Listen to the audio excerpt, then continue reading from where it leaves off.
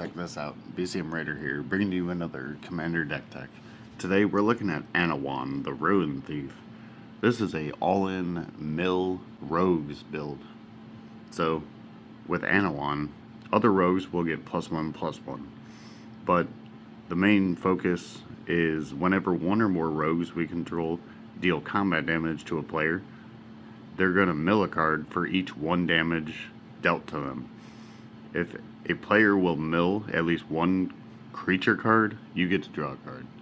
So we're going to focus on drawing cards and milling our opponents as fast as possible. So let's get right into it. First up is all our rogues. So we have a lot of these lower cost unblockable rogues, such as Slitherblade, Triton Shore Stalker, Merfolk Windrobber. This one's fun because whenever he deals combat damage, they mill a card, and we can sacrifice Merfolk Windrobber to draw a card. We have Changeling Outcast, which is a shapeshifter, so it's every single creature type, and can't block or be blocked. Now we have Blighted Agent. This one's fun because not only is it unblockable, it has Infect. So if we deal 10 Infect damage to our opponents, they lose the game. We have Invisible Stalker. This is a rogue with hexproof. Now we have Frog Tosser Banneret. This is a goblin rogue with haste, but goblin and rogue spells will cost 1 colorless less to cast. Now we have Lurking Informant.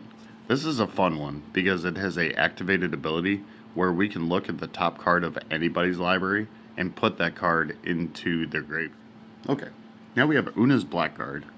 This is a flying 1/1 rogue where every single rogue that enters the battlefield will enter with a +1 counter on it, and then if any creature we control has a +1 counter on it, would deal combat damage to a player, that player will discard a card.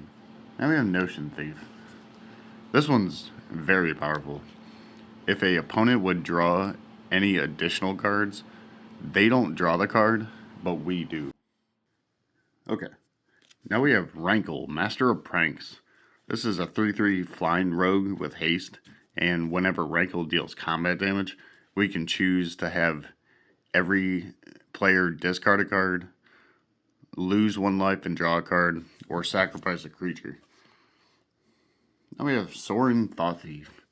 This has flash, so you can cast it as an instant, and as long as a opponent has 8 or more cards in their graveyard, every single rogue creature will get +1/+0, and then whenever 1 or more rogues attack, each opponent will mill 2 cards.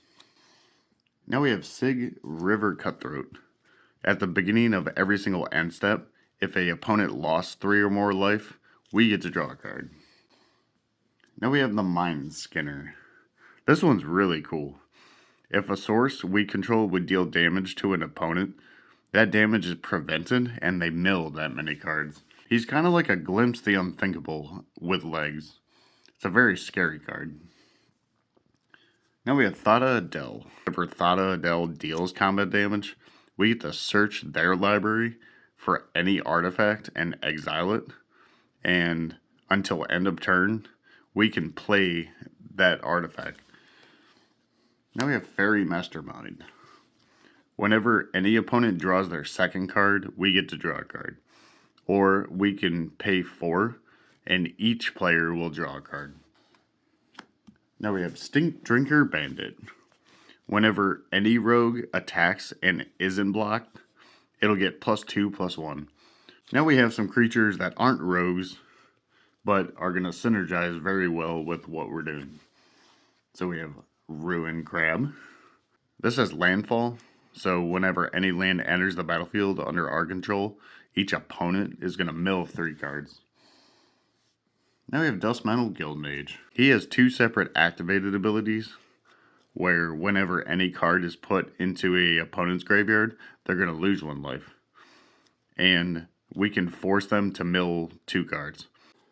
And because we are a dedicated mill deck, we're playing Bruvac. If a opponent would mill one or more cards, they mill twice that many instead. Now we have Enduring Curiosity. Whenever any creature would deal combat damage to a player, we get to draw a card. And if Enduring Curiosity would be put into a graveyard, it'll be returned back to the battlefield as a enchantment, not a creature. Now we have Lazav, Dimir Mastermind. He has hexproof himself, and whenever any creature is put into a opponent's graveyard from anywhere, we can have Lazav become a copy of that card in addition to its other types. Now we have Consuming Aberration. His power and toughness are going to be equal to all cards in your opponent's graveyard, and then whenever we cast a spell, each opponent will reveal cards from the top of their library until they reveal a land. Now we have Sir Conrad.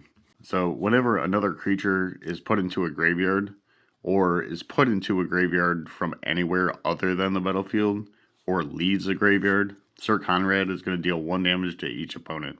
We can just pay a colorless and a black, and each player is going to mill a card. Now we have Una, Queen of the Fae. We're going to use her activated ability to keep producing a whole bunch of fairy rogue tokens.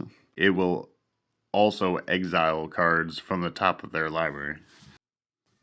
And because we're putting a bunch of creatures in your opponent's graveyard, why not put them into play under your control? So we're using Sepulchral Primordial. When he enters the battlefield, for each opponent, we can put one target creature from their graveyard under our control. That was spicy, wasn't it? We're running one Planeswalker, and it's Jace Memory Adept. We're going to draw a card, and then target player is going to mill the top card, or for 0 loyalty, they're going to mill 10 cards. If we get to -7, we can just draw 20 cards. Drawing 20 cards is going to be really beneficial with these enchantments. So, let's get into the enchantments. First up is Sphinx's Tutelage. So, if we -7 Jace, whenever we draw a card, target opponent is going to mill 2 cards, and they're going to repeat this process until those cards share a color. We can also pay 6 mana, draw a card, then discard. Of course, we have Rhystic Study. Whenever any opponent plays a spell, we get to draw a card unless they pay 1 colorless mana. Now we have Teferi's Tutelage. When it enters the battlefield, we get to draw a card, then discard. And then whenever we draw a card, target opponent is going to mill 2 cards. Now we have Teferi's Ageless Insight. If we would draw a card beyond the first card, we draw 2 cards instead. Now we have Psychic Corrosion. Whenever we draw a card, each opponent is going to mill 2. Now we have Patient Rebuilding. Every single upkeep, target opponent is going to mill 3 cards, and then we're going to draw a card for each land that was put into the graveyard this way. Now we have Military Intelligence. Whenever we attack with 2 or more creatures, we get to draw a card. Now we have Jace's Erasure. Whenever we draw a card, we're going to have target opponent mill the top card of their library. Now we have Frane's Sanity. We're going to enchant a certain player, and every single beginning of their end step, they're going to mill X cards, where X is the number of cards that was put into their graveyard from anywhere that turn. Now we have Drowned Secrets. Whenever we cast a blue spell, they're going to mill 2 cards. And we have Bitter Blossom. That way, every single upkeep, we can make more rogue tokens. Okay, let's get into the artifacts. We have our Soul Ring, our Talisman of Dominance, our Mind Stone, Dimir Signet, Arcane Signet. Okay, now we have some artifacts that are going to help us mill. So, of course, we have Altar of the Brood. Whenever any permanent enters the battlefield under our control, they're going to mill. Okay, Now we have Mind Crank. Whenever any opponent loses life, they're going to mill that many cards. And because we have Dust Metal Guild Mage, his first activated ability, whenever any card is put into a graveyard, they're going to lose a life. They're going to counteract each other, so they're going to lose a life, then mill a card. Because they mill the card, they're going to lose a life. And you will infinitely mill out a opponent. Now we have Obelisk of Erd. This does cost 6 mana, but it has Convoke. So we're going to use our Rogue tokens to help cast this for even cheaper. When it enters, we're going to choose a creature type. We're going to choose Rogue, obviously. And creatures of the chosen type will get +2/+2. Now we have 4 very specific equipment. So we have Bone Horde. This will enter with a Germ token, and its power and toughness will be equal to all the creature cards in all graveyards. Now we have Blackblade Reforged. The equipped creature is going to get +1/+1 for each land we control. And if that creature happened to be legendary, we can equip it for 3 colorless rather than 7. Now we have Scythe Claw.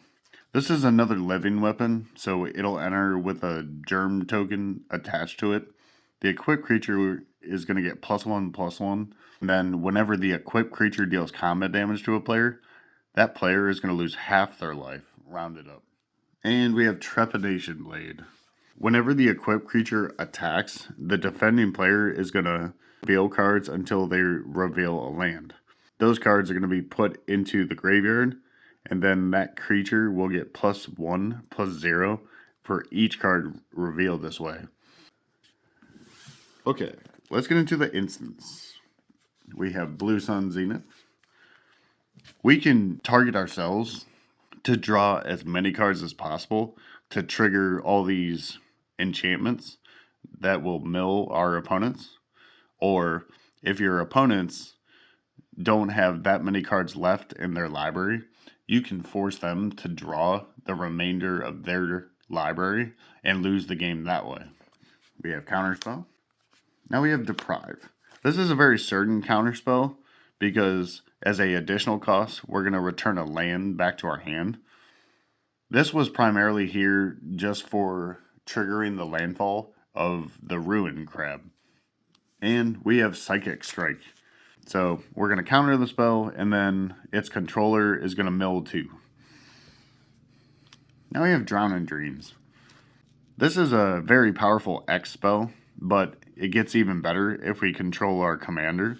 Target player is going to draw X cards, or target player is going to mill twice X cards. And we have Reanimate. Because if your opponents have milled a very powerful large creature, we're just going to put it into play under our control. Okay, let's get into the sorceries. We have the most iconic mill card ever printed. We have Traumatized.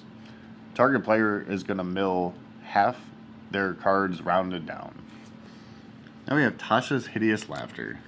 Each opponent is going to exile until the total mana value equals 20. Now we have Startled Awake. Target opponent is going to mill 13 cards, and we can pay 3 colorless and 2 blue, and we can put Startled Awake from our graveyard, transformed. It'll come back transformed into Persistent Nightmare, which has Skulk, which means that creature can't be blocked by creatures with greater power. Whenever Persistent Nightmare deals combat damage, we're going to return Persistent Nightmare back to our hand. After we deal combat damage, we have Startled Awake back in our hand again. Now we have Notorious Throng. This is a tribal rogue sorcery with a alternate casting cost of Prowl to create X Black Fairy Rogue tokens. If we paid the Prowl cost, we get to take another turn after that one. Now we have Maddening Cacophony. This has Kicker for 4. Each opponent is going to mill 8 cards, but if we paid the Kicker, they're going to mill half their library instead.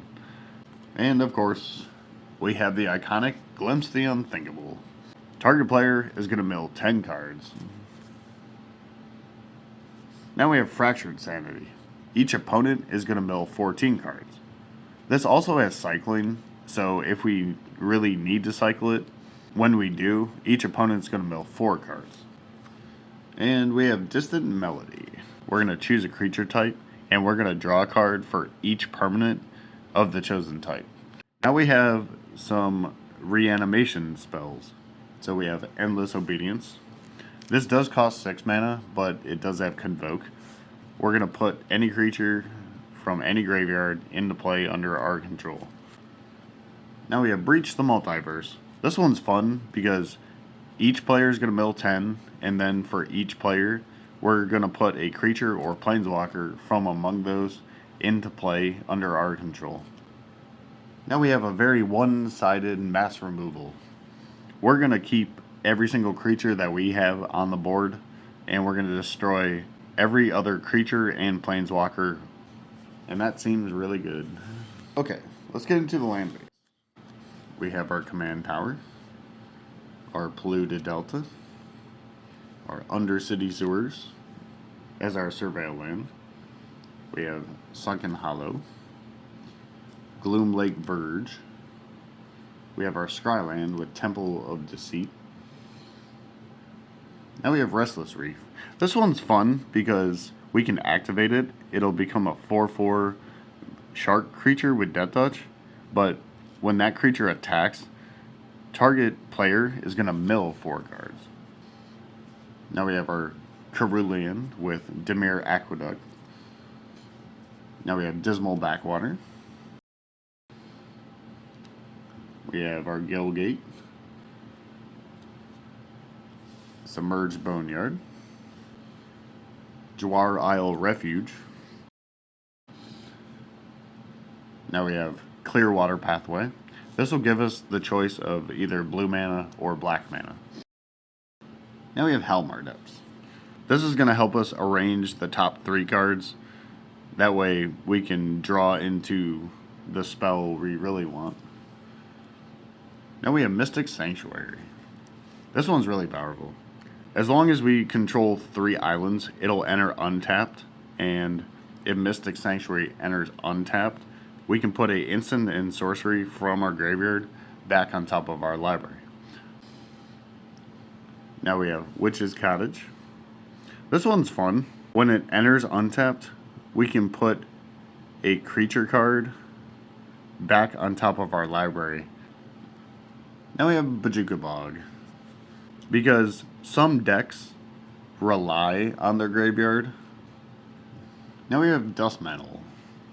This one's fun because it'll just sit out and we can continually just mill our opponent by activating Dust Mantle. Now we have Rogue's Passage. Rogue's Passage is only here to give a creature that doesn't have unblockable. And we have Myriad Landscape. We have 6 islands and 6 swamps.